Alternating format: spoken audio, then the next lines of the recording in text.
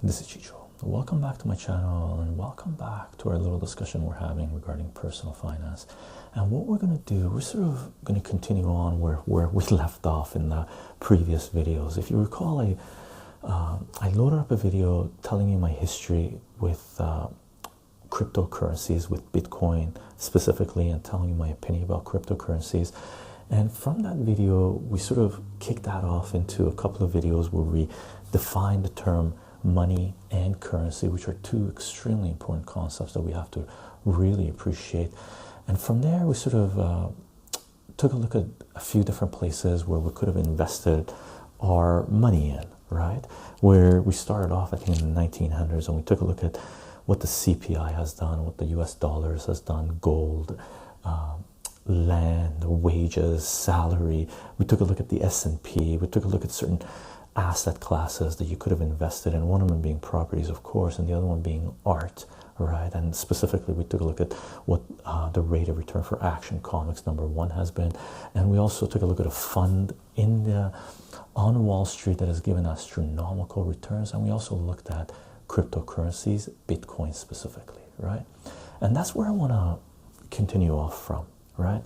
Because as I mentioned, my experience with cryptocurrencies, or my experience with Bitcoin specifically, because that's when it really, the thing that really hit my radar back in 2009, 2010, where I mined it a little and continued this progression up to this point, right? I've sort of followed the news coming out, trying to understand how this, not cryptocurrencies, but the blockchain technology, the protocol that cryptocurrencies is built on, right? With this disruptive innovation, because this is one of the greatest disruptive innovations that has come about for our society, and its influence is going to continue to grow, right? So over time, I've sort of tried to, for myself, right, try to appreciate what the changes in our society are going to be, because one of the things you have to do with personal finance is sort of be aware of the different types of advancements, different types of technologies, different types of innovations that are coming about within our society that are specifically going to affect the economy, right? And blockchain technology is definitely one of those things, specifically focused on finance, right? So as you can guess, when I got involved, or when Bitcoin hit my radar, my understanding of Bitcoin was very rudimentary, right? It's evolved to this point where it is right now.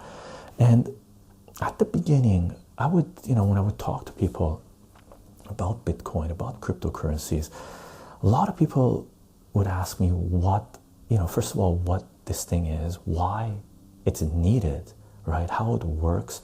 But all of those questions of the whys and the hows and stuff, all of them basically came down to people wanting to know how they could incorporate that information, incorporate this technology into their lives, right? And my description of what cryptocurrencies are capable of has sort of evolved to the point that we're going to discuss right now, sort of create a visual. So hopefully, if you want to have a better appreciation of what cryptocurrencies are capable of and where they're leading us, this visual is going to help you out. And again, I'm going to mention this again that I mentioned at the first personal finance video that we put out. This is not financial advice, okay? Please don't take this as financial advice, because everybody's financial needs are different. My financial needs are different than yours, so I cannot give you financial advice. This is just information that I'm sharing, sort of a perspective I have regarding cryptocurrencies and blockchain technology that I think is going to play out within our society, right? And I mentioned this when I told you my history with cryptocurrencies in the previous 3 videos, that I am, I'm not holding any cryptocurrencies right now, right? So I want it to be understood that I'm not here to promote cryptocurrencies, right? And on the other hand, I'm not here to trash cryptocurrencies, right? As Bill Hicks would say, I'm not promoting it, but I'm not denying it. This is information about a certain type of technology, disruptive innovation that has come into play that is going to affect everybody's life. Okay. Now that that's out of the way, The thing we have to appreciate about cryptocurrencies is that they have come into play because of computing power, because of the internet, because of P2P interaction, peer-to-peer interaction, right? Because of a decentralized communication platform, right? That's the core essence of what the blockchain technology is about, right? It's about computing power, it's about the internet, and it's about peer-to-peer communication. Okay, peer-to-peer meaning all the information is not going through just one hub where all this information coming here, if it's going through this hub right here, where that could be cut off and the information no longer will go through. Peer-to-peer means that if there are 10 different routes, 9 of them could be severed and all the information would still flow, right? And there aren't just 10 different routes that information is taking. There are, I don't know how many people are on, there are billions of routes, right? This information, once people start sharing it peer-to-peer, once it becomes decentralized, that the information is available to everyone, right? That is the essence of the internet. Okay.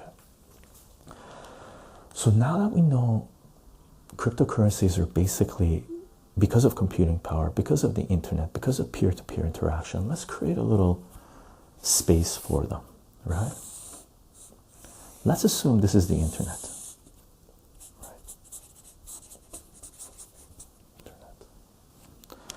Now, on the internet, you got everything available, right? Right now in our society, may it be politics, may it be entertainment, may it be news, may it be social network, may it be banking, commerce, finance, right? May it be trade, may it be gaming. Everything exists within the internet, and everything that is outside the internet, almost everything that is outside of the internet, has a connection to the internet, right? So there's a lot of things. Let's do this in a different color.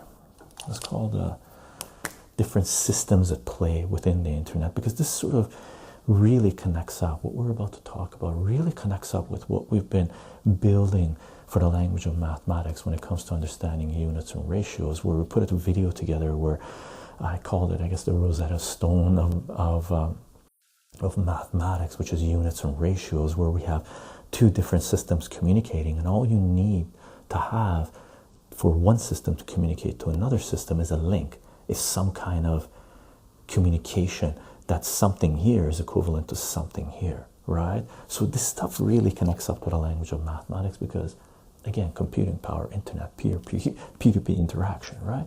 So there's a lot of different things taking place online, right?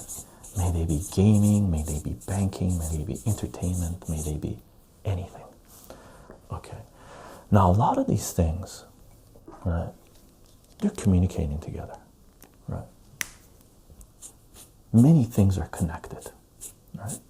This is what it means when it's peer-to-peer, but if you're thinking about P2P, these would be individuals communicating. No centralized system, right? Everything connects up. Everything connects up, right? All of these are different nodes connecting up to, I don't know what the numbers are, but I would, for lack of a better word, would call it infinite number of connections, right? Cryptocurrencies are a form of technology that exists online. They're decentralized. There's a ledger system where, let's say a person here wanted to buy something from this person, right? And the way they can do that trade, the way that transfer of information, because all trade that happens online is just transfer of information, right? So same with our banking system, right? Same with almost everything. Majority of things that we do is about transfer of information, right? So let's assume this person wanted to transfer certain type of information here, and this person wanted to transfer certain type of information here for some kind of barter system, for some kind of exchange, right?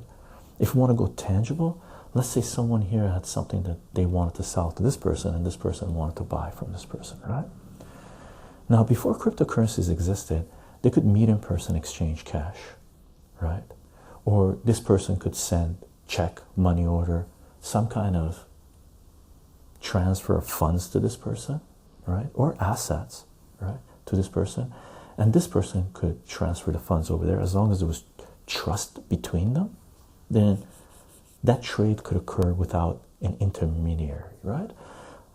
If there is, you know, these people don't know each other and the worth of the objects is significant enough that they need to get someone involved to make sure that whatever this person is giving this person and whatever this person is selling in return should be authenticated, should be legitimate, right? So everybody's happy. That's one thing that eBay does, right? There are people selling on eBay and there are people buying on eBay. You can leave feedbacks and there's arbitration involved.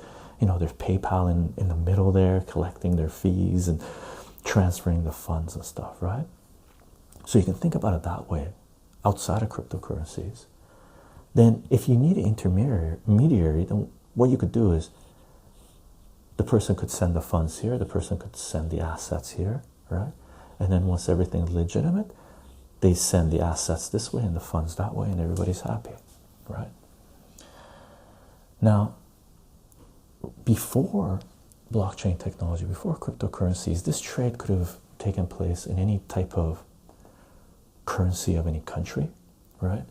Or it could take place between people who are involved in different types of systems online that have their own monetary systems. There's a lot of gaming that has occurred online where they've had their own form of currency, they've had their own form of assets, right? You could play the game and acquire trinkets, powers, and sell those for other powers, trade those for other powers, other trinkets within a game, or outright sell them for fiat currencies, for currencies of nations, right? US dollars, euros, rupees, or whatever, okay? So the internet doesn't exist independently outside of or not connected to the outside world. The internet exists as part of the real world, because one thing that people have, you know, is less and less now, but when the internet came to be back in the 90s and early 2000s and stuff, before even video streaming, one thing that people used to say, you know, you should spend more time in the real world. The internet is the real world, okay? It's not separate from the material world, right? Digital and material, they're the real world. We use both of them, right? But for a visual, let's call anything that is outside of the internet these guys, okay? Now, these are different systems that exist outside of the internet. They could be individuals, me, you. They could be corporations, right? They could be nations. They could be regions, Euro, North American Union, or North America, South America, Latin America, Asia, Asia Minor, Africa, Sub-Saharan Africa, right? Different regions, okay? So everything that's here before the internet had to communicate physically, right? Things had to be transferred by plane, right? They had to be driven, right? Money, checks. What are those things called? We used to go, not checks, but money orders, right? Yeah, back in the 80s and 90s, people did a lot of money orders, right? Guaranteed funds to be transferred. You still have to wait until it cleared everything, right? Checks, when checks were sent to people, things that, you know, it took like, I don't know how many steps it takes for a check to clear, right? Right now, we can, through the internet, we can send money almost instantly, right? But before the internet, all of these nodes communicated so-called in a physical world, in the real world, right? There were certain institutions that, you know, were able to communicate within themselves. Finance was one of them, banking was one of them before the internet really took off in the 90s, right? But now that we have the internet, almost everybody goes through this, okay? Remember, social networks, entertainment, education, right? trade, finance, health, right? You could go get your own personal physical trainer online, right? You could go get your own personal math tutor online, right? Okay, so everybody here, let's do this in red, let's be consistent. Everybody here has a connection to the internet. Everybody. Okay. Do we like red? Should we do black as well? Red is good. Now, what is cryptocurrencies? What is their function? If we could do all of this trade without cryptocurrencies, what's the purpose of cryptocurrencies? Why do we need cryptocurrencies, right? Because if I'm here, right, if I want to trade with you here, okay, then if I'm going to buy something from you, let's say you have a copy of Amazing Spider-Man #1 at a grade of 4, right? I don't know what that's going for right now, but let's assume it's going for like $6,000, right?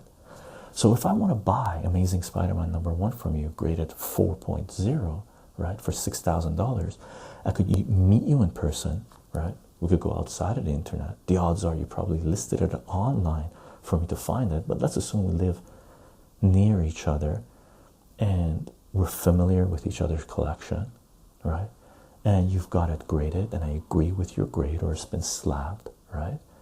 Third party has graded it, right, given their authentication. So we could, you know, if we don't want to go through the internet, right, all those eliminated, I want to buy this from you. I could meet you in person, give you $6,000, and you give me your Amazing Spider-Man #1, graded at 4, and we both go our separate ways and we're both happy. That really doesn't occur very often anymore, okay? Because anybody selling anything, they want to get the most out of whatever they're selling, and anybody that's buying, they want to find the best deal. And the best way to do that is not really, in general, to go between one other person or to do it within your locality. The best way to do it is to go online and check, you know, put out an inquiry online to find out how many Amazing Spider-Man #1s there are, right? How much they're worth. Is there any going for auction that maybe you can, you know, get it on the cheap? Are they all buy it now? Can you find a good deal? Is there someone else that's desperate to sell their Amazing Spider-Man #1 they need to liquidate, right? So everybody goes online to do this now, right? It's the best thing to do, really. Okay. So if cryptocurrencies don't exist, then if you've listed this thing, Amazing Spider-Man #1, online, I find it online. If I buy it online, then I'm going to transfer those funds to you online, right? You could still be near me. I could still transfer the cash to you, give you cash, right? And you send it to me or you hand it to me, but that still has to be, you know, there's got to be some kind of record online that has been sold, because as soon as we list it online, certain websites, they need to take their cut, right? And there is, and if they don't, you know, if you're going through certain websites where it's not eBay and you're not transferring funds through PayPal, there is some kind of record of that transaction or that offer of transaction, right? So once we go online, let's assume we're not doing anything in cash, right? And that unfortunately may be the way that certain countries go, because there are certain countries right now that are trying to eliminate cash from their society. I think Scandinavian countries are heading that way very rapidly, and other countries want to head that way very rapidly, right?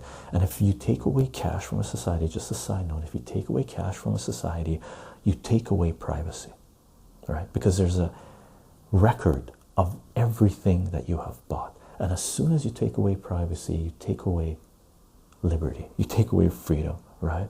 This is a huge aspect of what's going on online and some of the concerns that everybody has online, specifically people who were involved with it from the get-go, right? Because the internet, you know, aside from where it came from, right? The people who created the internet, the pioneers of the internet, they wanted this to be a free, open internet with P2P communication, right?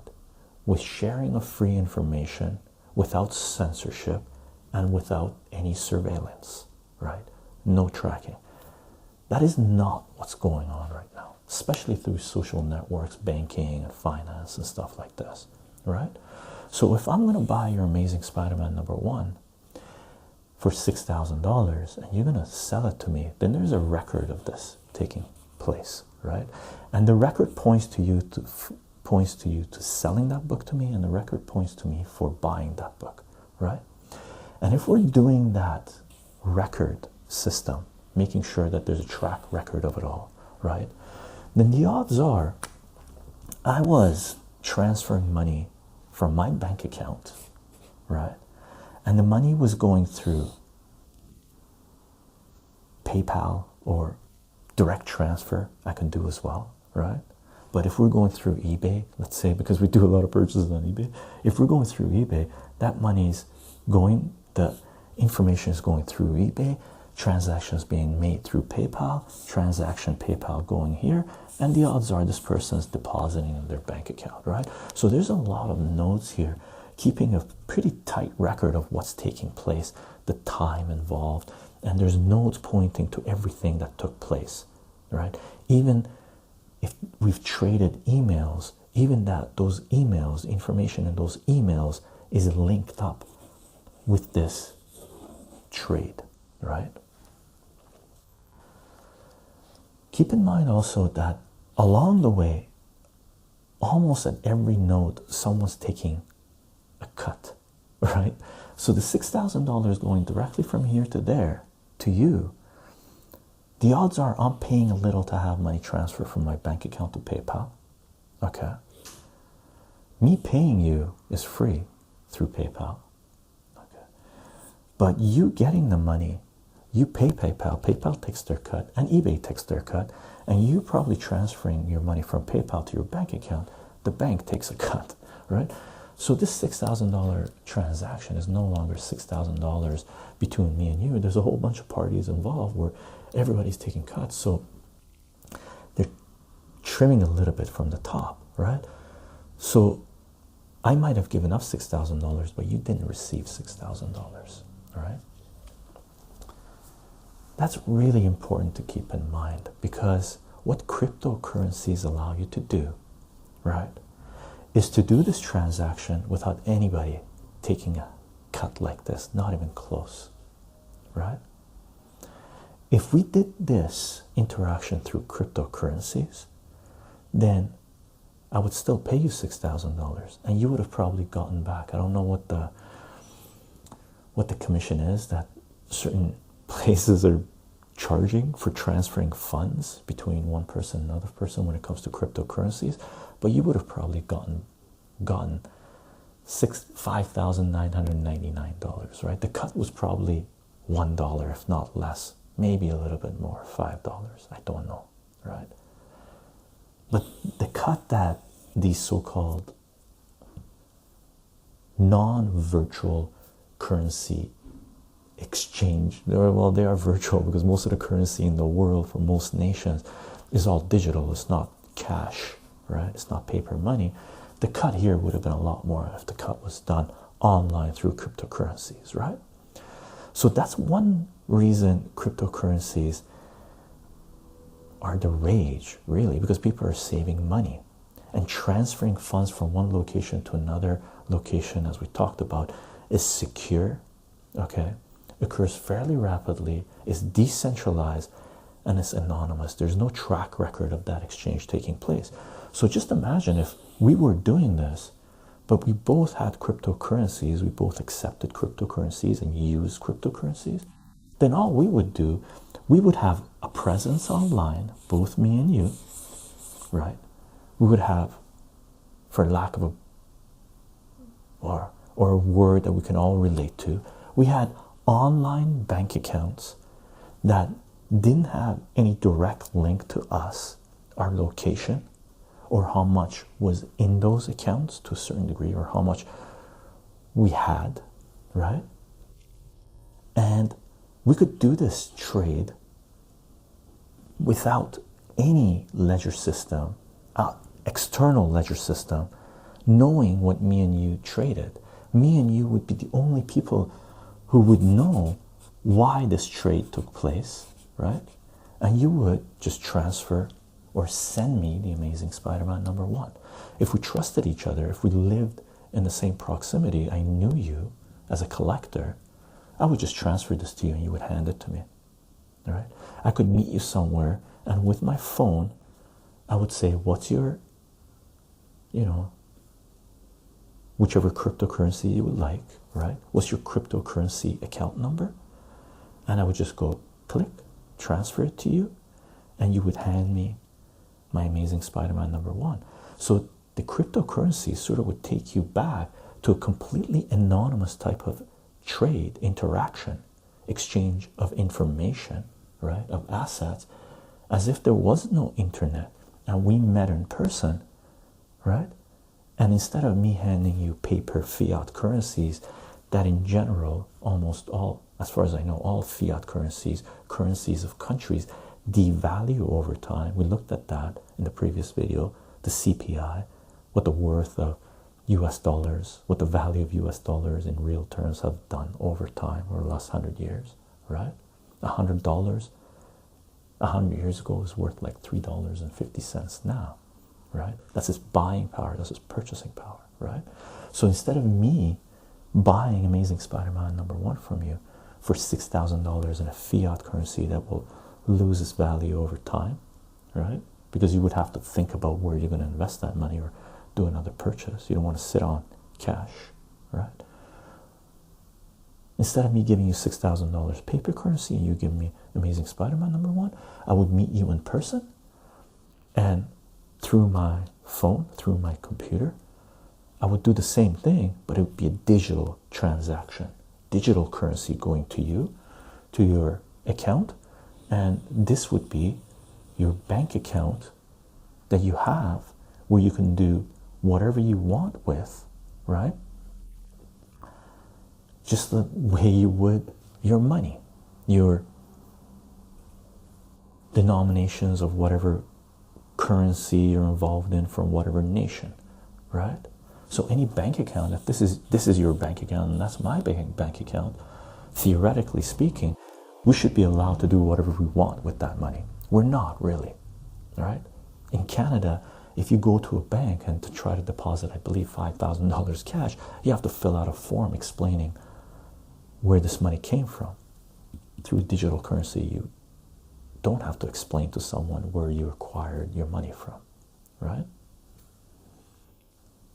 Wherever you may be, whatever country, I'm pretty sure they also have some kind of criteria where you have to explain yourself to them, right? And whenever you're doing interactions with your bank, whenever I'm doing interactions with my bank, there's a ton of fees involved, right? Monthly fees, checking fees, transaction fees, withdrawal fees, right? There's a whole bunch of fees that banks that deal with fiat currencies, currencies of nations, charge people. I pay them myself. I've paid them throughout my life. Everybody pays them. Certain banks have been fined for overcharging their customers with fees, scamming them. With digital currencies, you don't have to worry about that, right? There are other problems with digital currencies, but that's not one of them. You're not going to be paying fees up the yin yang, right?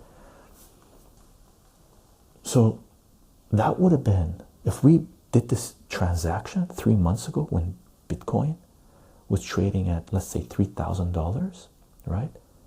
I would have given you 2 Bitcoins, right? You would have given me Amazing Spider-Man #1 graded at 4.0 for $6,000, right?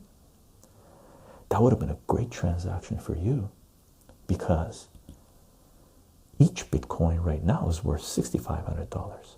So that would have been equivalent to Amazing Spider-Man #1 graded 4.0 increasing in price to $13,000, which it hasn't, right? Amazing Spider-Man #1 hasn't gone up, doubled in price. in 3 months. Okay, so that is one other reason people are dealing with cryptocurrencies. Okay, and this comes into play with huge organizations as well, right? This link that we have to banking systems could be severed by any nation, right? We do not really have privacy when it comes to our own finances, right? Especially if everything, you know, goes digital. If nations eliminate cash from their societies, right? If they eliminate cash from your society, then you have no way of storing cash on the side for a rainy day, possibly, right? What happens if you're stuck somewhere where there's, we've had the weather events happening where all of a sudden power is lost within huge regions for months at a time, and if we don't have access to our bank account, then we can't buy anything. Right now, some of those places where hurricanes have hit and they haven't had power, the only thing you could use to buy something was paper currency, right? That was the only thing you could use to buy, other than trading other goods, right? Goods and services, of course. Okay, so that's important to keep in mind as well, because this connection with your bank, the money that we believe we have in our bank accounts, could be severed at any time, right? There's been laws that have been passed where banks now have the right to take over your account. We saw that happen in Cyprus, and similar laws have been passed in the United States, I know, and I believe in Canada as well. Okay, and certain other nations, right? So the currency, the money that we have in the banking system that only uses government fiat currencies is not necessarily secure, right? And we've seen this take place. We've seen this take place in society, in the world, right? One of the places that happened that actually has a link to cryptocurrencies, huge link, and it shows us the power of what cryptocurrencies are capable of and the folly of nations and the financial sector of the industry that is trying to prevent this technology disruptive innovation from doing what it is going to do, right? You cannot prevent technology from filtering into society, and this is technology, right? Disruptive innovation. But one place we've seen this play out is WikiLeaks, right? A few years ago, when the US government prevented funds, donations being given to WikiLeaks, right? So they had their link to their bank accounts severed. PayPal would no longer, this would be the same link, I guess, right? PayPal, you couldn't donate money to WikiLeaks through PayPal anymore. You couldn't donate money direct transfer to WikiLeaks anymore, right? So basically trying to,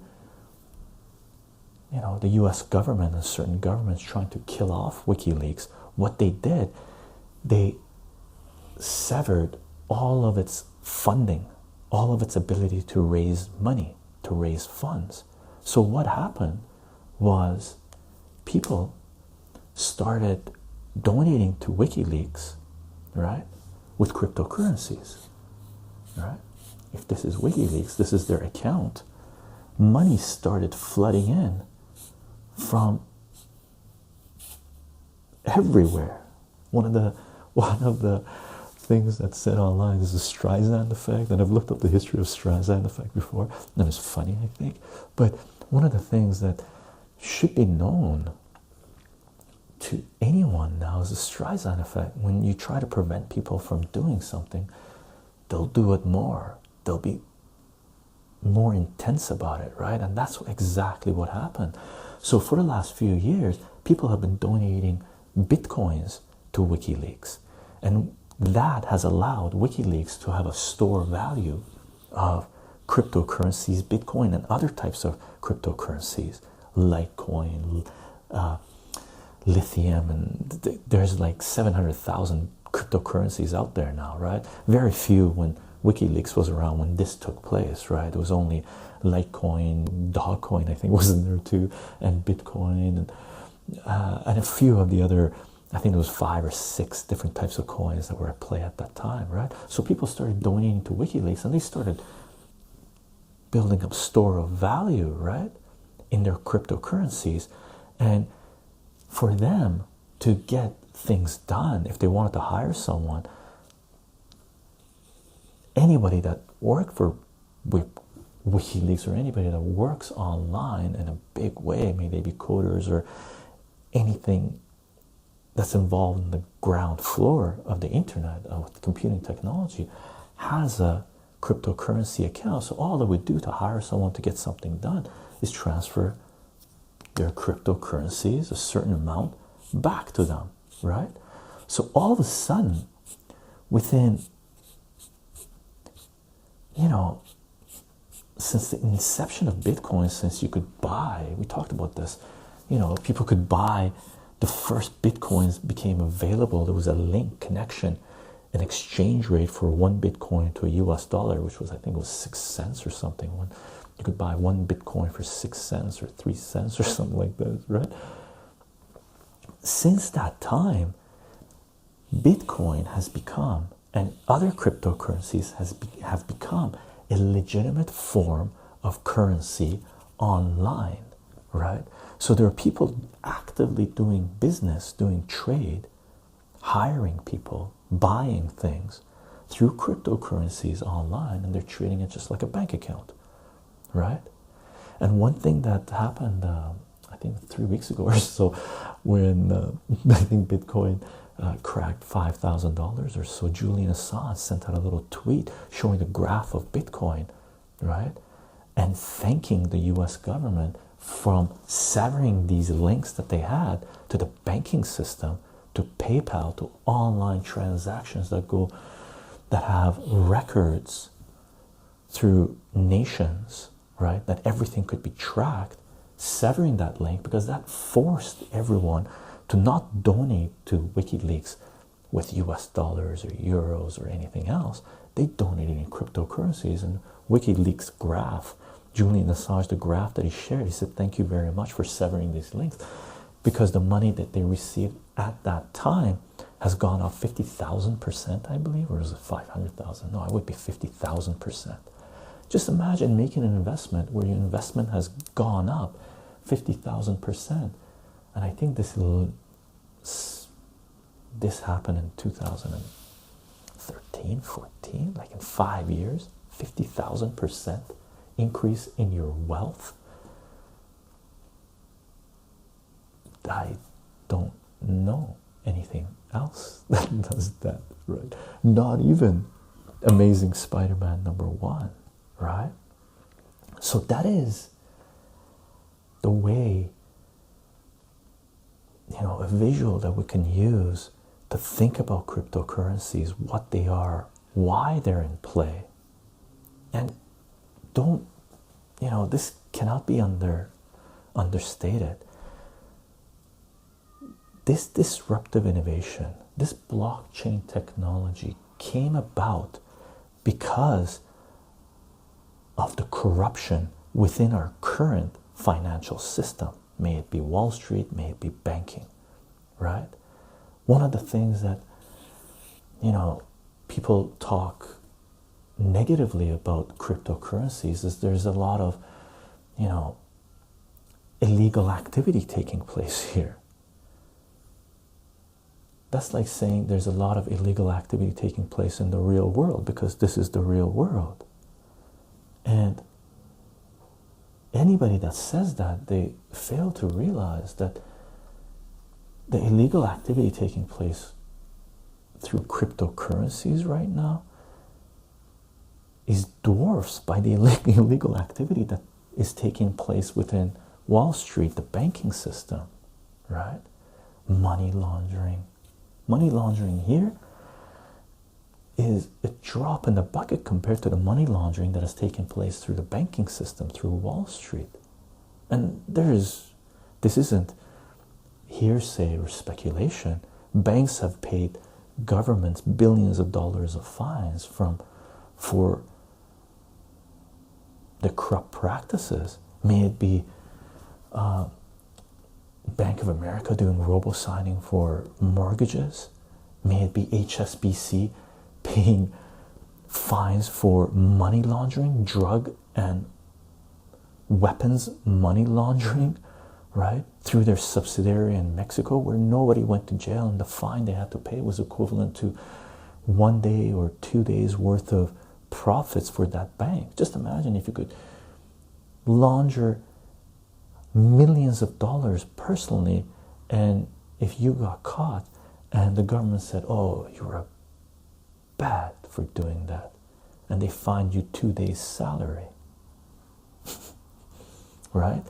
So the corruption occurring here outside of the cryptocurrency market gave birth to this disruptive innovation that is in the documentation that was released at the beginning of, we really don't know who released this document, saying the reason that they came up with this was because they were sick and tired of the corruption that's taking place within finance, within economics, within our current economic system, right? Because it is completely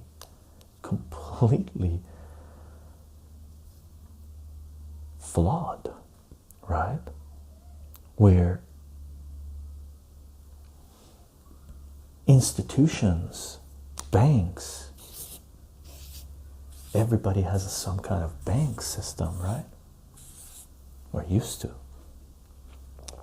Some people might not anymore. Some people might, but have reduced the number of bank accounts they have, because now they have perfectly anonymous, private, secure bank accounts online that they can do almost, well, not almost anything, but in the future they will be able to do almost anything online with that bank account, that they won't have to go through these systems, right?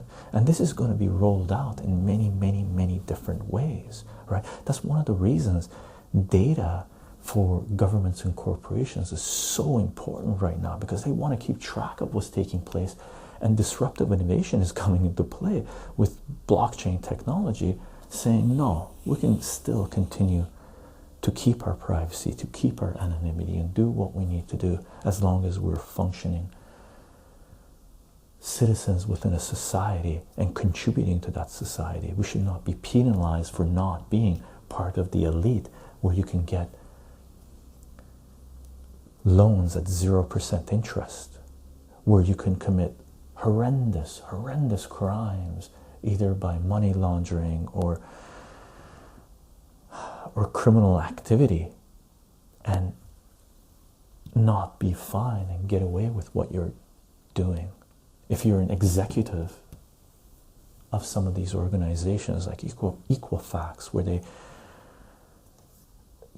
corruption is insane, but where they get away with crimes and no one's held liable, right? That really, the political turmoil, the lack of accountability within finance and Wall Street and banking, all of the news that was released in the last 15, 20 years, 30 years really, gave birth to blockchain technology. In the first place this blockchain technology is being implemented is cryptocurrencies. There is unlimited potential for this technology. For example, if we go back to me buying Amazing Spider-Man #1 graded 4.0 from you for $6,000, right? Right now, if we're going to do it, back then, 3 months ago, I would have had to transfer 2 Bitcoins to you. But if we're going to do it now, then I just have to transfer 1 Bitcoin to you, right? But let's assume I don't know you and you don't know me. Let's assume we want to make sure that this interaction, this trade takes place and we're both happy about it. Then what we can do is get an intermediary, this person here, to be the in-between person, right? So instead of having this person, the bank taking a cut, eBay taking a cut, PayPal, your bank taking a cut, this person may take a small cut, You ship Amazing Spider-Man #1 there. I transfer over 1 Bitcoin over there, or I just transfer over to you with some kind of code authenticating that I transferred this to you. This person agrees that the Bitcoin or whatever cryptocurrency has been transferred and transfers Amazing Spider-Man #1 to me. And this type of interaction, this type of contractual, right, trade is actually being enabled through blockchain technology. So blockchain technology is not just a ledger system authenticating that the money, the cryptocurrency has gone from here to there, done deal. Blockchain technology is being used to write contracts where certain triggers have to be hit for all funds to be transferred and all assets to be transferred, or services rendered and funds transferred, right? So that is where we're going. That is the power of cryptocurrencies. That is the power of blockchain technology. And this is about to rock this. And it is rocking that. It's got finance concerned, it's got Wall Street concerned, it's got certain governments concerned, right? Which is one reason that a lot of banks, a lot of finance right now is working towards creating their own cryptocurrencies, right? Will it be P2P, right? And going back to P2P, this is the crucial thing. The only way to stop these transactions is to shut down the internet, right? Because the information is flowing everywhere through billions of nodes. If these banks decide to come up with their own cryptocurrencies, will it be P2P? How many people online will be willing to give up processing power to authenticate those ledgers? Or will these banks have hubs set up?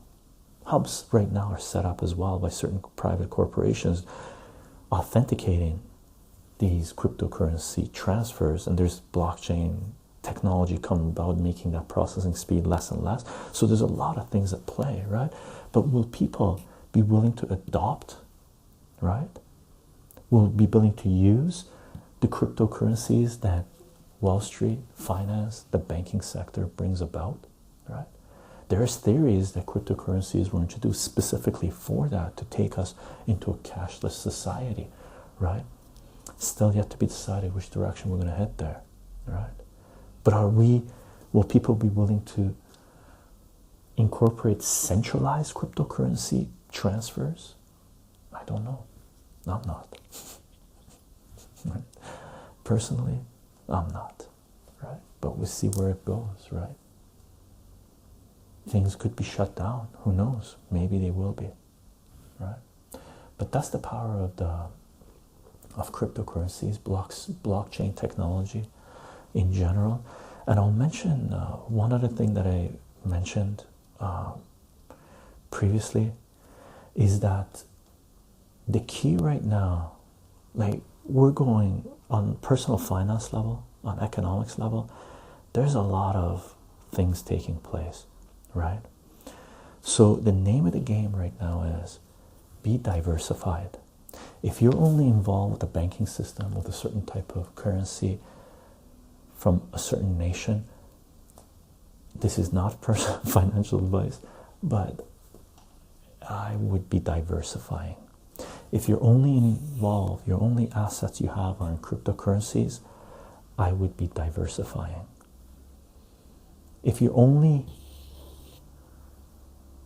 form of generating an income is selling one type of product to someone either in your locality or across the globe, I would be diversifying. Right now the name of the game is to diversify. One of the reasons is because we're in major currency, fiat currency depreciation period. We're in a major inflationary period, in my opinion, right? Asset inflation. So there's a lot of bubbles everywhere, and currency of nations doesn't get you what it used to, right? And some of that is because of what's taking place online. A lot of it has to do with money being flooded into nations, right? Into all nations, really, right? Which is devaluing your currency, but it's also creating huge inequality because there are certain organizations which are getting unlimited funds at zero interest, and they're flipping that and charging people interest and buying assets, which is one reason we're seeing huge asset bubbles appearing everywhere, right? And all bubbles have to pop at certain times. And some of the cryptocurrencies, you know, might get a little flack on this, but we are in bubble territory with some of that stuff. So as long as you don't depend on a lot of things that have appreciated a lot for your day-to-day life, to pay your bills, to feed your family, to keep yourself healthy, because health is the number one thing you should be invested in, I would be diversifying. Okay. I hope that clears up what it is that, you know, cryptocurrencies are, the way we can use them. And all of this has come about because of computing power, because of the internet, because of P2P interaction, which is the essence of the internet, right? And previously to that, we talked a little bit about this, which is disruptive innovation, and automation is kicking into gear for a lot of this stuff right now. Okay, we'll leave it there for now, and I think the next time we talk about cryptocurrencies, what we'll do is talk about some of the pitfalls with cryptocurrency, some of the things we should be concerned about. May they be real, imagined, fear-based, or not. Okay, that's it for now. I'll see you guys in the next video. Hi everyone, this is Chycho. Welcome to my channel. What I thought we'd do in this video is continue our discussion we've been having regarding cryptocurrencies.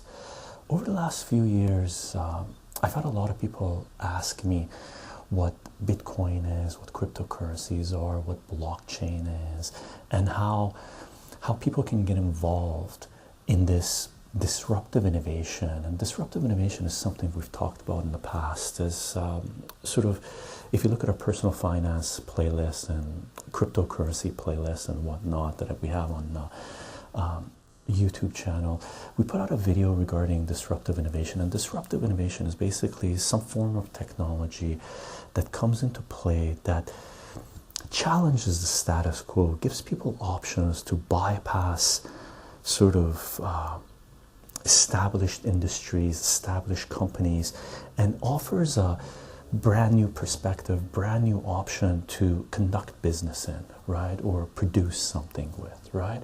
And we've talked a little bit about this in previous videos, specifically, and this is really related. Cryptocurrencies is really related to how technology is being rolled out in our current economy, specifically related to finance. Because what's happening really with blockchain technology, I've sort of been referring to this as Web 3.0 when I'm talking with friends or whatnot, right? We've had, you know, the internet came to be in the long time ago, in the 1960s or something. It was through government and military and stuff like this, but it was really started rolling out in the 1990s and 2000s. We saw Web 2.0 kicking in with not live streaming, but streaming video, and how our access to content became easier to acquire, and platforms were available for us to consume content and to share content, right?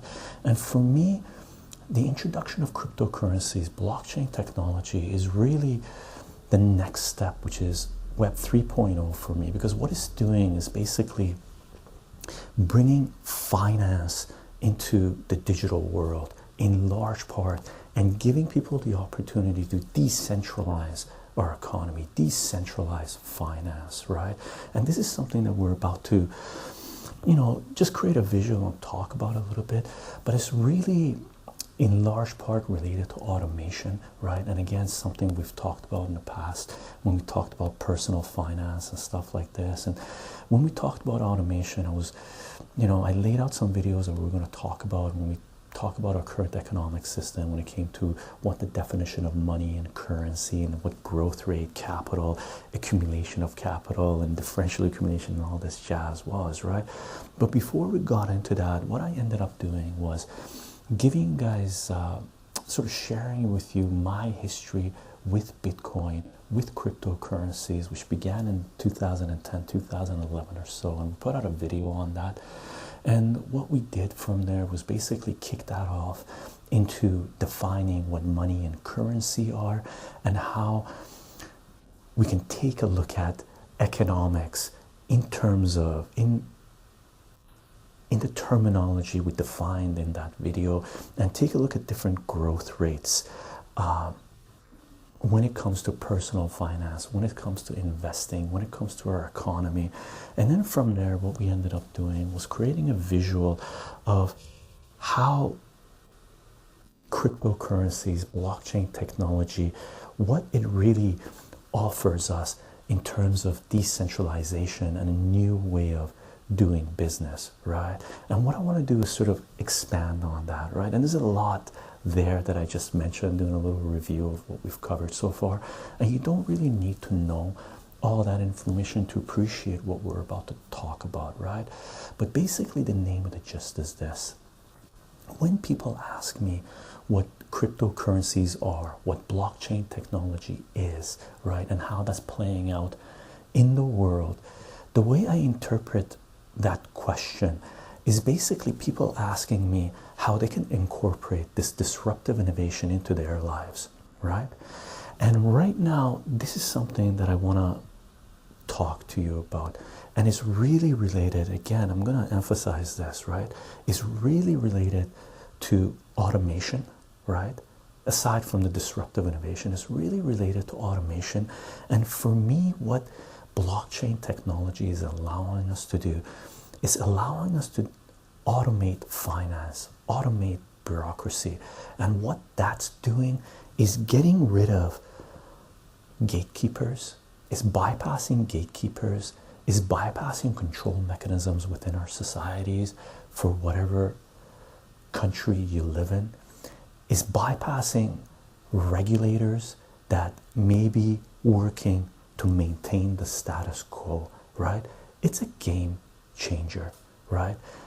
So again, this is going to be very personal on my part, but it should give you a pretty good idea of what I envision and what people, why people are considering ICOs, which are basically initial coin offerings. If you've ever done work with Wall Street, if you've ever bought stocks or know how Wall Street works, they're basically the equivalent of IPOs, initial public offerings, but they're initial coin offerings.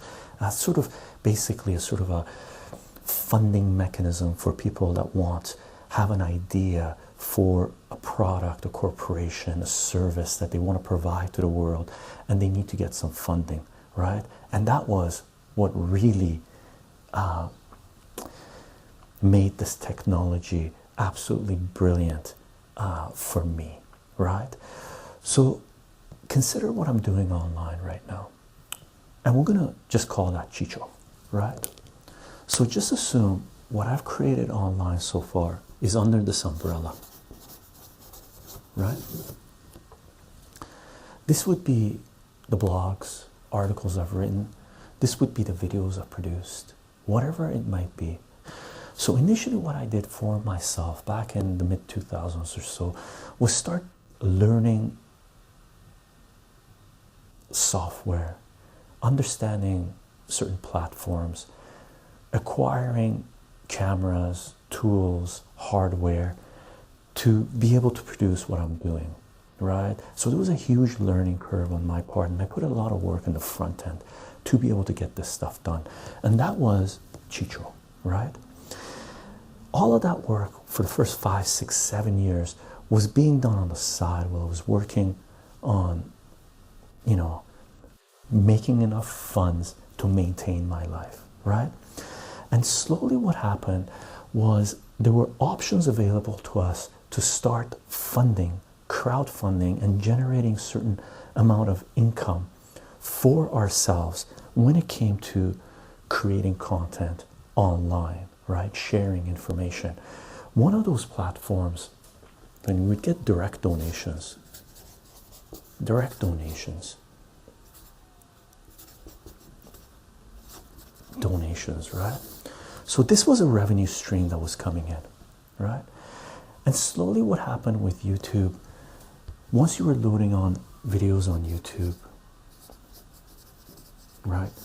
YouTube started providing some kind of revenue stream for me and for other creators as well, right? So YouTube was broken down. Basically, initially it was just ad revenue, and then I'm not sure when it really kicked into, when Google introduced YouTube Red, but they've right now rolled it out into 5 countries or 6 countries, and they plan on rolling out YouTube Red to another 100 countries or so in this year and next year, right? So there was a revenue stream coming in. However minor it was a pipeline coming into Chycho, coming into support my work, what I've been creating online, right? People who appreciated what I've been doing. And this is true for other content creators as well, right? And then YouTube started saying that they were going to start sharing revenue, ad revenue with content creators, and they introduced YouTube Red as well. So there was another revenue stream coming there. And then what you saw was slowly crowdfunding platforms kicking in. The one that I've basically got involved with was Patreon. And Patreon, again, is a source of revenue where I can sort of rely on to provide certain amount of funding that I can start doing budget, right? Start managing my life, managing my finances, where I can start focusing more on the content that I'm creating online, such as this video, right? More recently, if you've been following my work, I went on another platform, which is live streaming platform, which is Twitch, owned by Amazon, YouTube owned by Google, right? So there's multiple platforms for us available to Twitch, right? So there's multiple platforms available for us to share content, and live streaming on Twitch is another one that I've incorporated, rolled out into my repertoire in the last few months, right? And this as well is a revenue stream, right? So what's going on in terms of personal finance, in terms of managing our finances, our budget, is with technology, with all of this disruptive innovation, may it be different types of platforms, with internet, with crowdfunding, with live streaming, with direct donations, it's allowing, giving the opportunity for content creators to generate different revenue streams, right? So we're really moving away from people working at a certain job and having one main source of revenue coming in, and it's dispersing that to different revenue streams. And to me, that is brilliant, because you can't put all your eggs in one basket. This is extremely important in regards to cryptocurrencies and ICOs, okay? So Twitch is another form of revenue coming in, right? With Twitch, I was sort of, with the people followed, following my work on Twitch, they recommended I go on Discord. So I created a Discord platform, and there's mods on Twitch and Discord that are providing a certain amount of help. They have my back in certain ways when it comes to modding and rolling out certain options, right? And with cryptocurrencies, what that allowed us to do was basically what it basically allowed us to do was have another type of revenue stream coming in, right? So keep this in mind. All of these revenue streams, they have the possibility of being cut through outside forces, through the gatekeepers, right? Through those who take a piece of the pie, right? Because for Twitch and YouTube, right, for Amazon and Google, I believe for both of them, they're taking half the money being generated from the ads or from the subscriptions there, right? So whenever you go through a different type of platform, someone else has their hands in the cookie jar, right? This is Web 2.0. Okay, and there are other types of fundings that have been coming in possibly, right? So these are the main types of revenue streams or main types of support I've been getting through for my work being created here. Now back in 2013, the game changed a little bit because I realized, or I found out, that what you could do is do what's called ICOs, initial coin offerings. And ICOs, right? ICOs are the same type of concept as IPOs, initial public offerings. And initial public offerings, when it comes to the stock market, when it comes to Wall Street or whatnot, the way it works is basically if you have an idea, if you have a company that you think has potential to generate revenue and do good by people, right? Do good by you.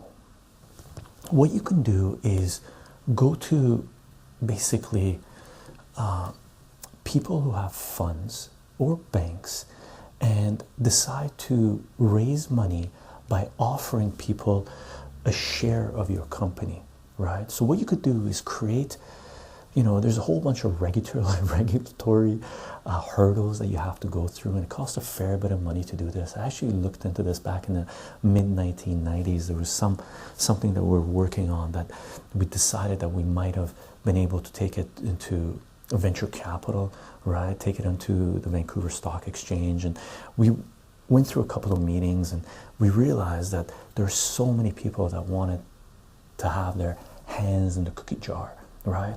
You were giving away so much when you wanted to go through that route, go through an IPO market, go through the stock market, right?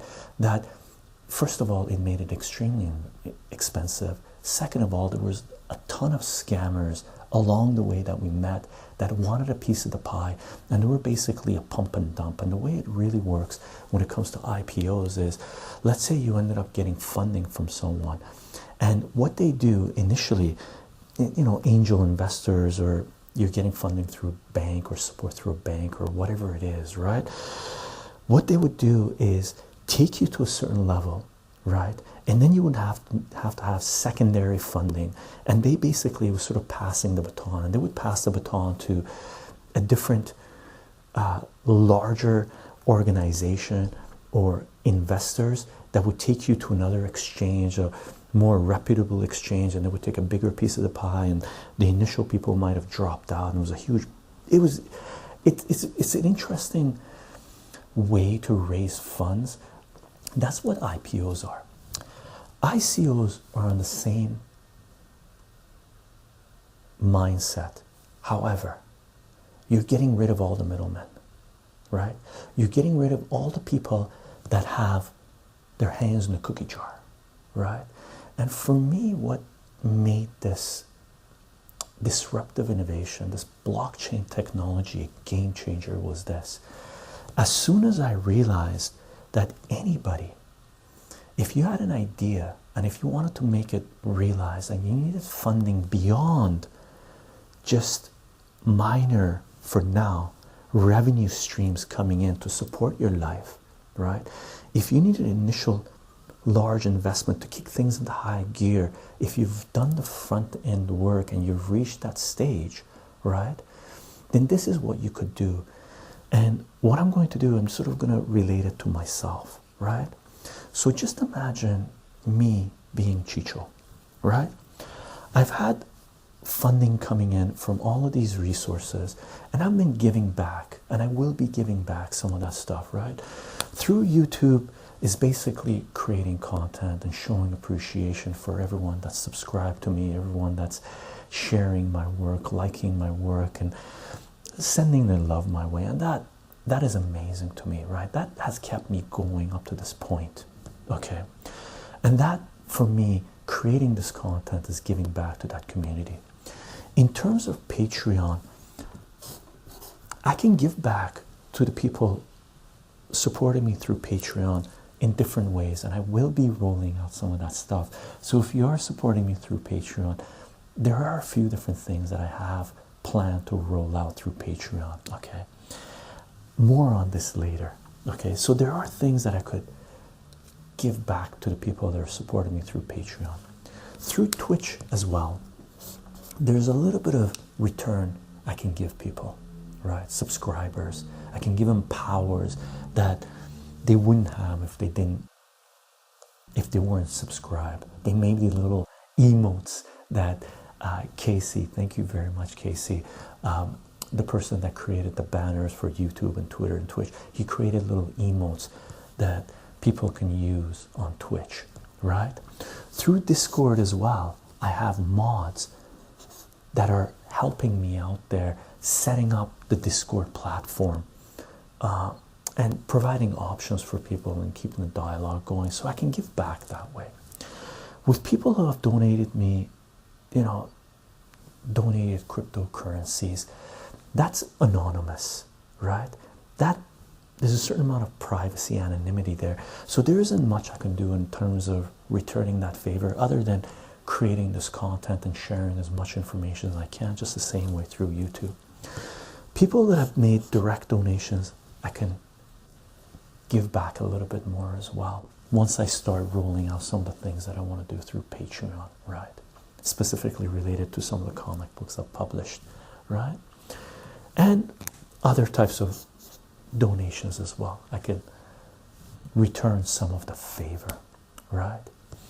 Now keep in mind, one of the most important things about all of these revenue streams coming in, aside from the crypto, Discord, Twitch, Patreon, YouTube, direct donations mainly through PayPal or e-transfers, this one not as much. All of these here, there's a record of everything taking place, so there's zero privacy, there's zero anonymity, right? So everything is being tracked. And one of the most important things, one of the reasons that cryptocurrencies, blockchain technology came to be, is because people, a huge part of that anyway, was because people wanted to maintain their anonymity. Since one thing that's going on right now in the world is there's a lot of countries, a lot of places, in a lot of economies, a lot of governments are trying to go cashless, right? And if you end up going cashless in a society and everything is being tracked, then what happens is you end up losing your anonymity, you end up losing your privacy. And if you lose your privacy, that means you lose your liberty, right? So all of these revenue streams coming in Web 2.0, right? There's a track record of everything. There's a record of who, what, where, when, right? And if anybody wants to access that information, they can to a certain degree. The people that really have access to that information are governments. For example, in Canada, last year or a few months ago, the Canadian government sent a notice to PayPal requiring PayPal to release all the information to Canadians who have had business transactions or activity through PayPal, right? That's a serious breach of, I don't know if you want to call it breach. Some people would agree with it, some people would not. Okay, I'll leave it up to you if you would think that's a good idea or a bad idea, right? But when it comes to cryptocurrencies and ICOs, there's a certain amount of privacy there, right? A large amount of privacy there, anonymity there, right? So when it comes to ICOs, initial coin offerings, as soon as I realized this was a thing, then it got the juices flowing and I realized this is what I could do. Since the work I'm doing is really mathematics related, right? That's what I'm doing. I'm going to be rolling this out, creating modules, teaching certain types of mathematics depending on what you want to learn. That's some of the stuff I've created for math in real life, right? We've done the mathematics of food and farming. We've done the mathematics of art and design. We're going to do the mathematics of many other things, right? So just imagine if you're creating a module, for me specifically, creating modules for the mathematics of food and farming, and putting a little booklet together, exercises, solutions, videos, and basically teaching people who want to be able to farm, grow food, to be able to do the mathematics required to be able to do that for themselves, right?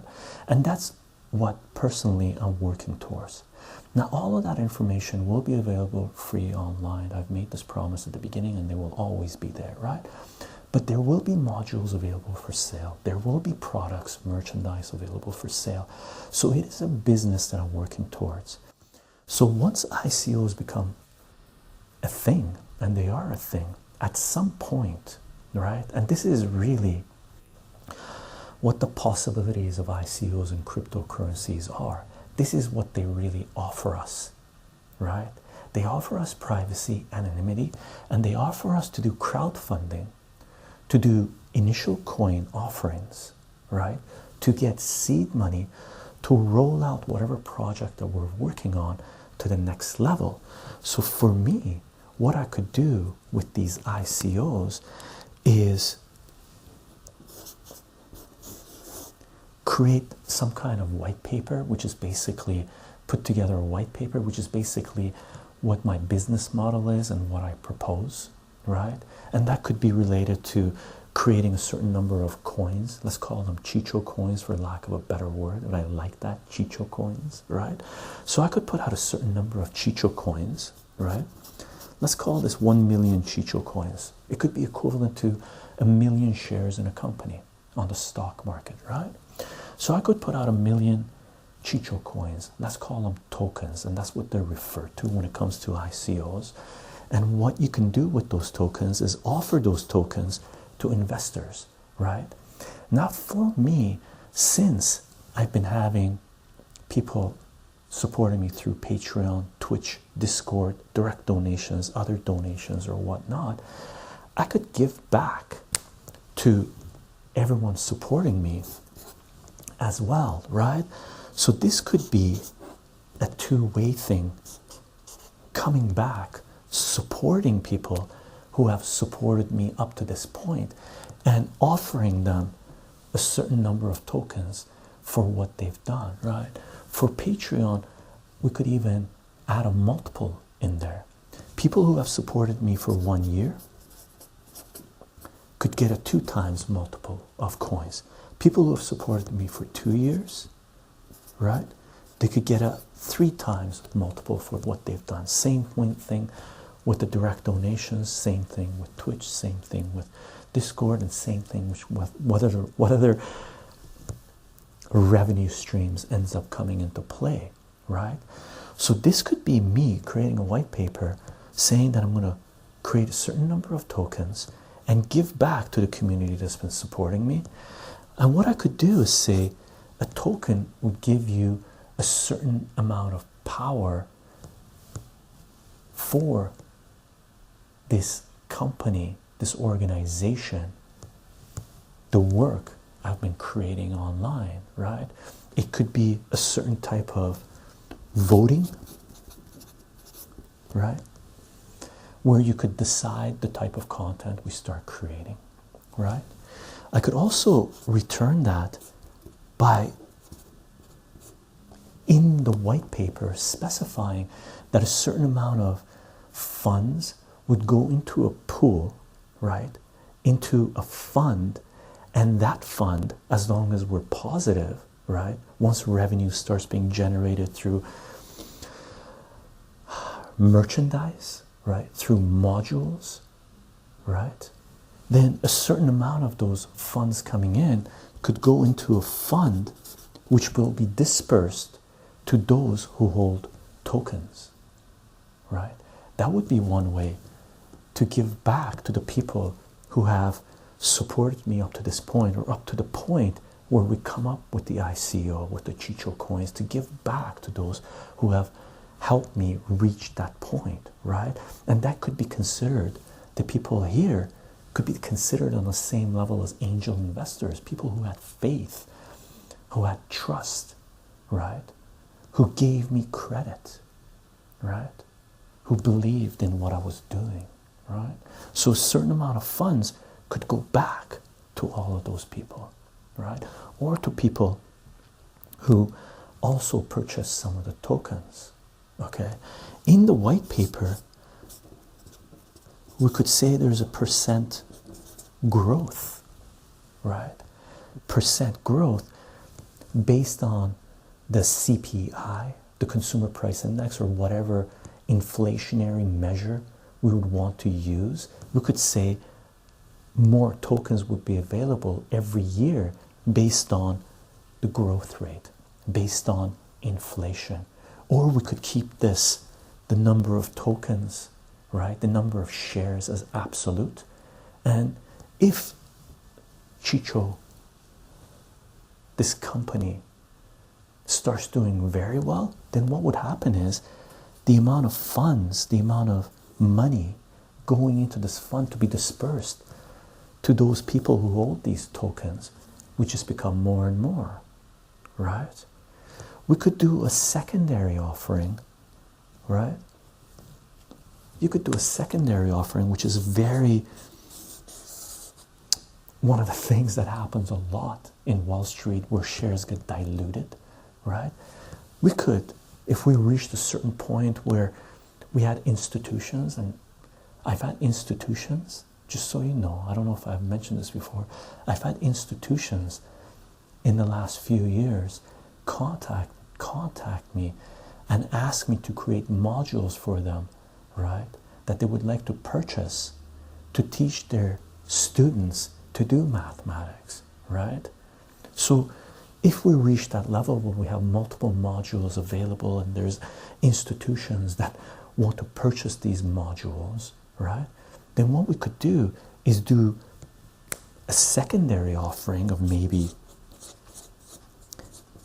10 million tokens or 1 million tokens or 100,000 tokens or whatever tokens there might be, which would give them different powers and would come up with a different type of white paper to distinguish these tokens from these tokens, which is something that happens in Wall Street, right, with secondary offerings or whatnot. Every company has different class of shares that people own, okay?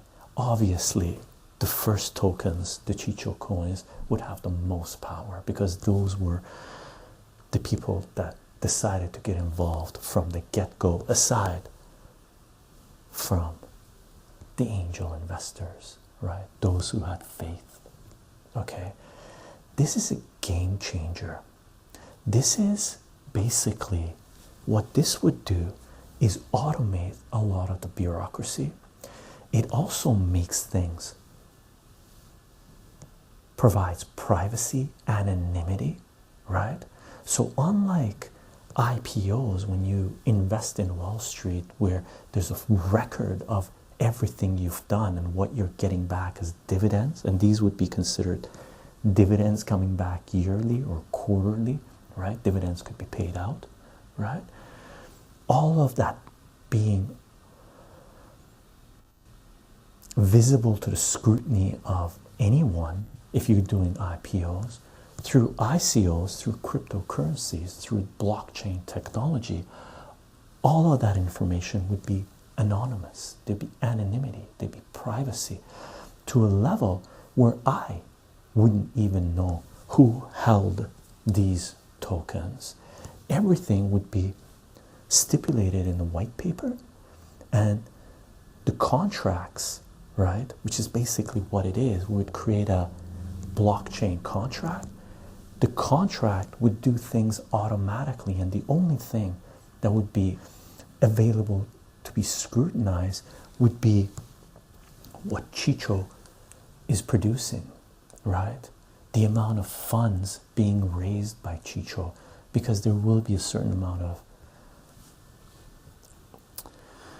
bureaucracy that this would have to go through to pass through some of the regulatory laws that are being passed right now, right? And the last thing I'd like to say regarding this is the following. Very important, and this is something that I think a lot of people are looking at, and it's going to affect certain countries and communities.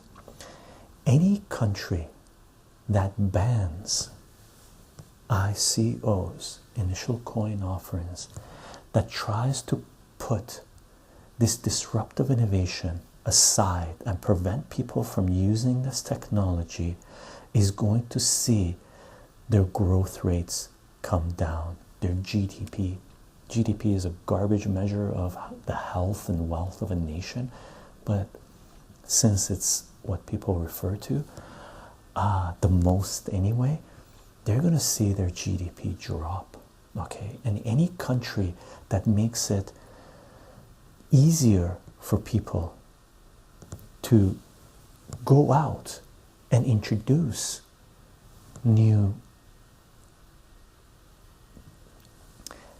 more options to people in terms of content, in terms of services, in terms of merchandise, then those countries are going to start prospering.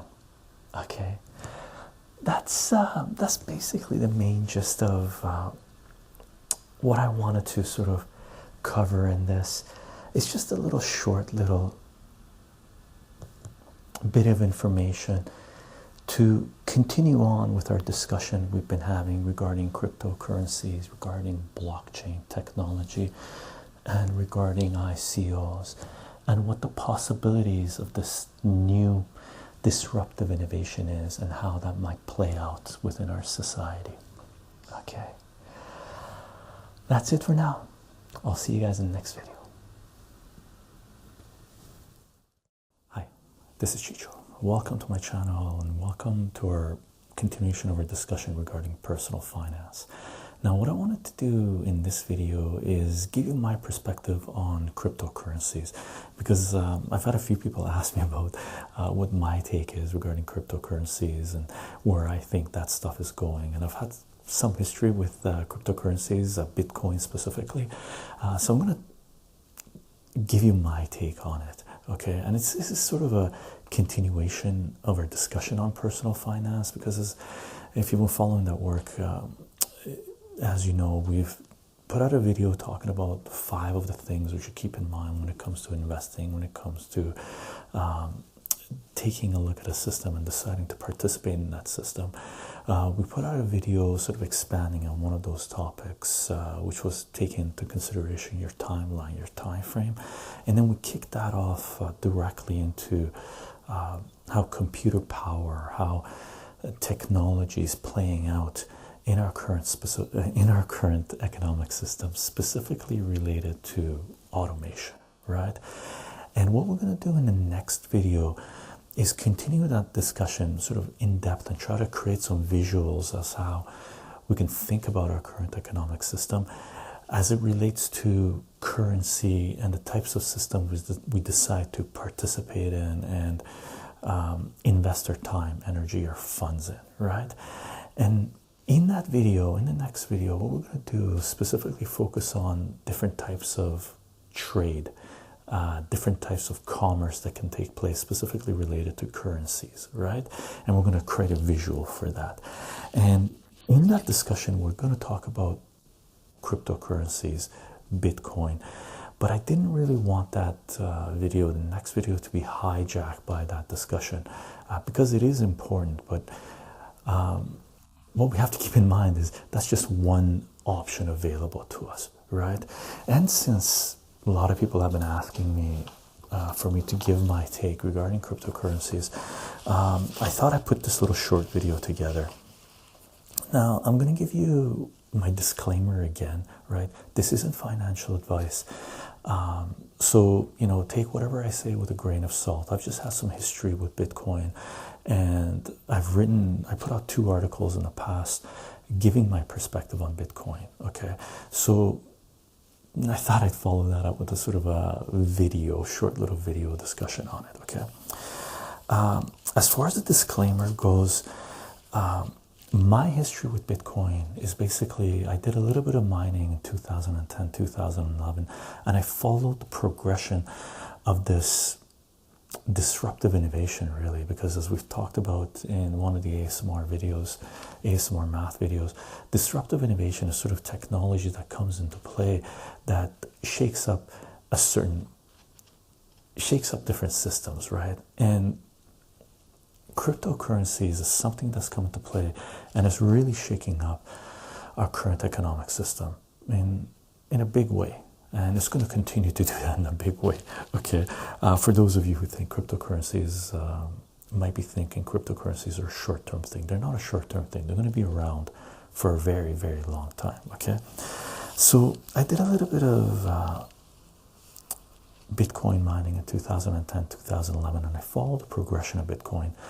And in 2013, I put out a little article, and I titled it "The Bitcoin Bubble, or Is It? Two Charts: Historical Price Movement and the Conspiracy." Right?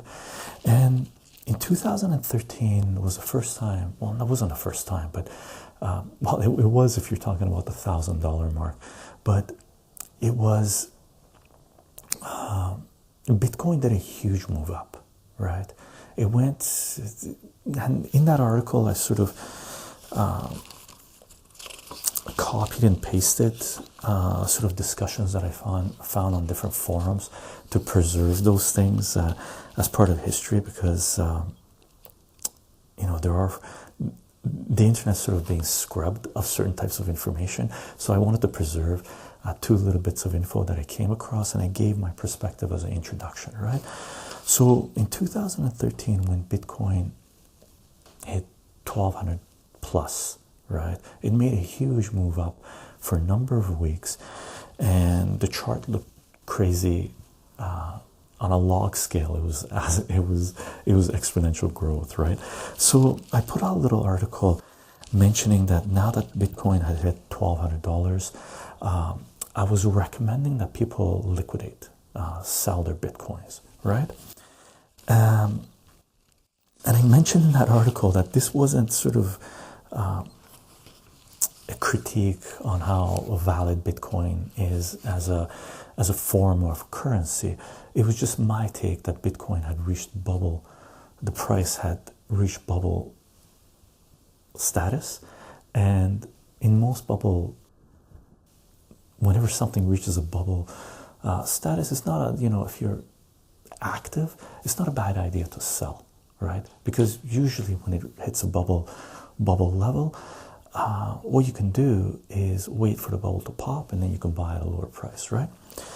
So that article is actually, that piece is well worth reading, right? It's just a little short intro on why I was, why I gave the recommendation to sell. And I found some info online that I thought was worth preserving.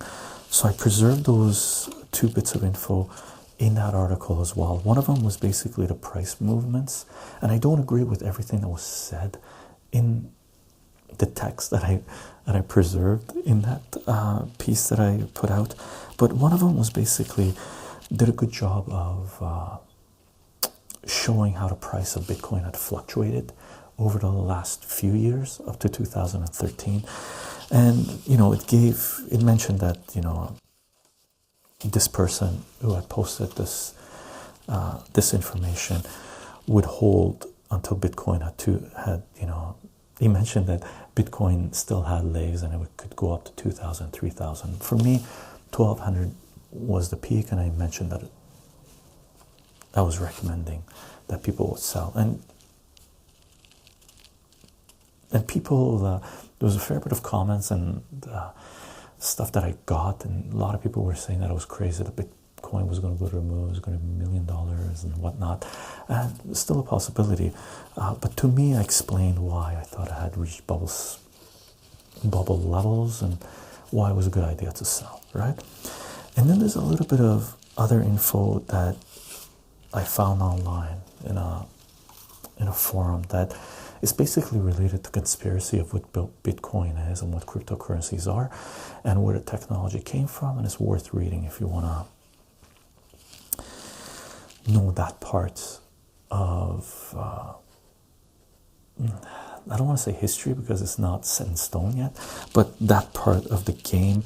And in that person, also, you know, all three of us basically, my info, the two people that have cut and pasted or took their info and preserved the information, all three of us were in the mindset in that piece that Bitcoin is not going to go away. Okay. And then in 2014, I put out another piece mentioning that I titled it "The Fragmentation of Bitcoin Community Begins After the Collapse of Mt. Gox and Second Market's Wall Street Exchange Proposal." Okay. And at that point, Bitcoin had come down to, I believe it was around $500 or so, $550. And I mentioned that I had recommended that people sell when the price was at 1200 plus. And in this little piece, I mentioned that I'm, you know, if people were interested in playing the game again, that I would, if I was into buying bitcoins, I would have bought bitcoins at $550. I mentioned that I would buy 2 bitcoins at $500 or $550, and I mentioned that I'm not going to be participating in that market. Okay, and I gave my reasons. Well, some of my reasons. Okay. So as far as the disclaimer goes, those are 2 articles that I've written that if you're interested in cryptocurrencies, you should take a look at, because it preserves a little bit of history and it gives you my take on what's going on. So that's part of the disclaimer. The other part of the disclaimer is, as of right now, mid-July 2007, I'm not holding any cryptocurrencies. So I'm not here to hype anything. Okay, I'm not here to promote anything. I'm just here to give you my take on it. Okay, so there is no conflict of interest from my part trying to convert people to be cryptocurrency users and take some of their funds and put them in a different basket, right? Because it's pretty important to have your funds in more than one basket in these times, and that's something we're going to talk about in the next video, right? So, you know, long-winded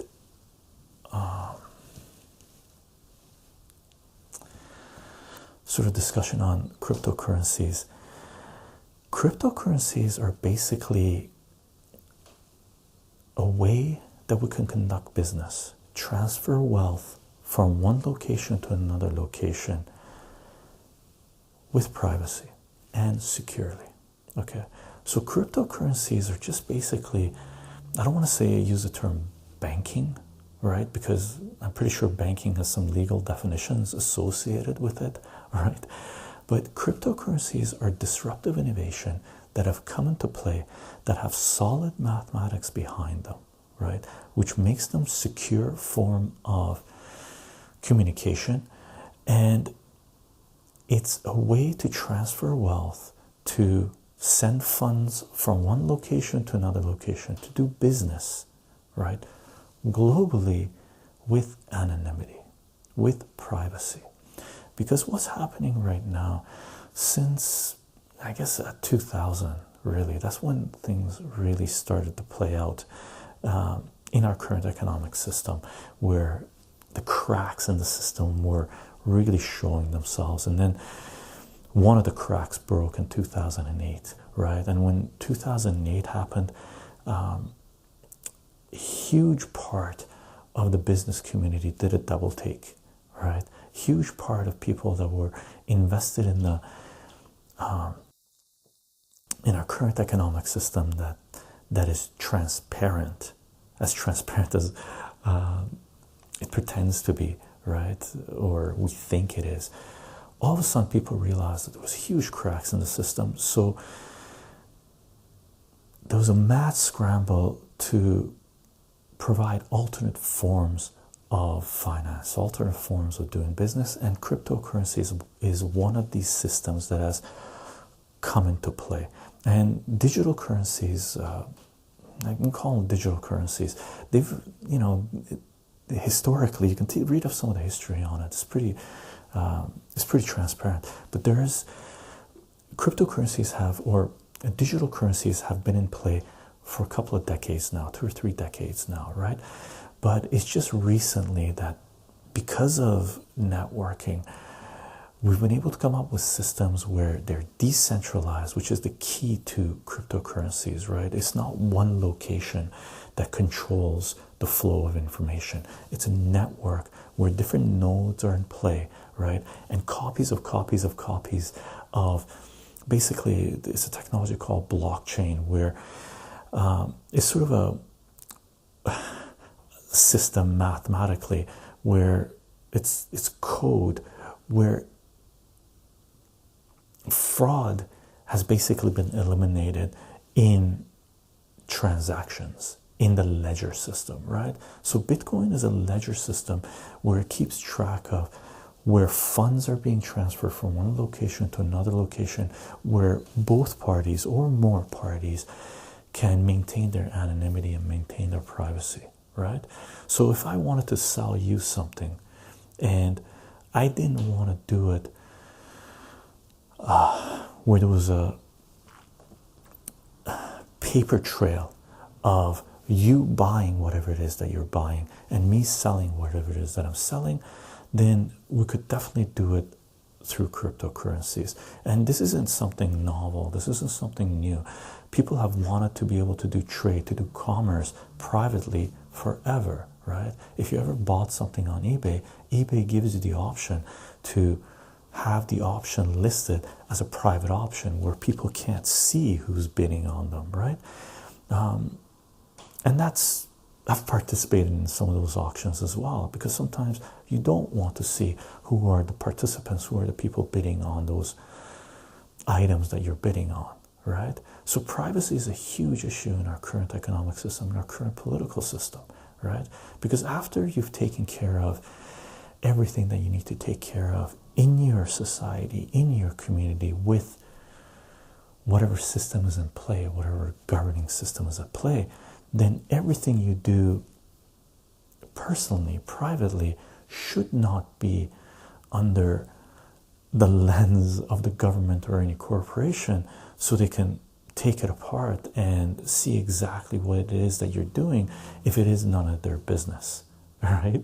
So that's where cryptocurrencies come into play. I'm sorry if I'm not going into the mathematics of it, because I would have to do a lot more research and read a couple of books and really get into the code behind the algorithms of blockchains and how this is done, right? And there's a lot of different cryptocurrencies at play. It's not just Bitcoin. I looked this up when I was first getting into this. There was a handful of Bitcoins, right? Right now there's like 700 plus, or there was a handful of cryptocurrencies. Right now there's like 700 plus cryptocurrencies, right?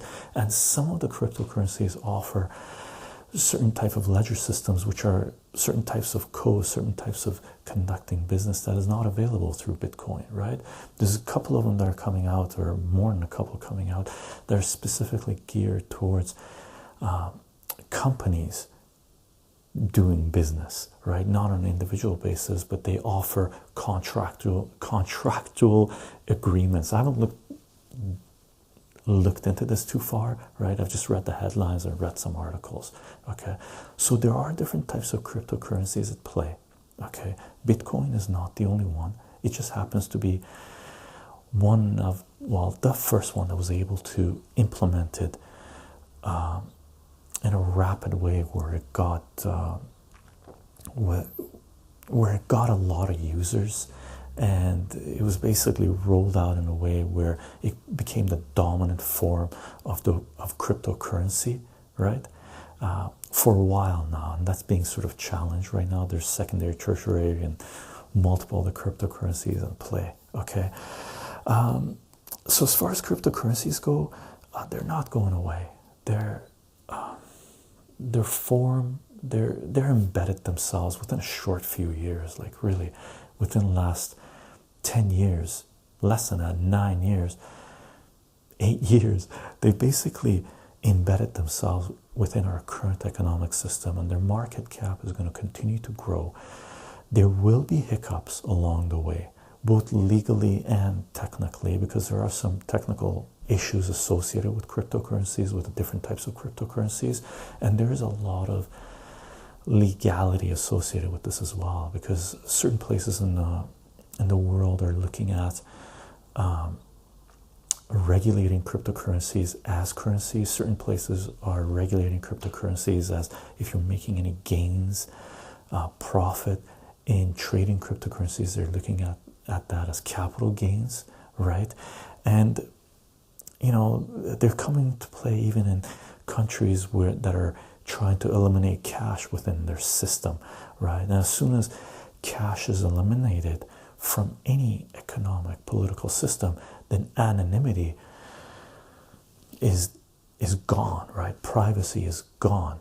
If there is no option of doing things with cryptocurrencies, right? If you get rid of cash within a society and there is no other option than to use banking systems and systems that are totally transparent to any government or corporation, then you have no privacy. And when you have no privacy, that's a road that leads to very, very, very dark places, right? Because the first